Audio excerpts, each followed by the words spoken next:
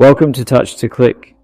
In this video, I'll show you how to reboot into safe mode on Windows 11 in a simple way.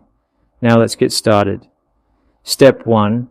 Press the Windows key plus R to open the Run dialog box, a quick tool used to access system commands and settings. Step 2. Type msconfig in the box, which opens System Configuration, a tool used to manage startup and boot options. Step 3.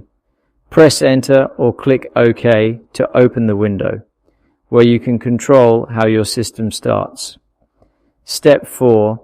Go to the Boot tab at the top where all startup and boot settings are available.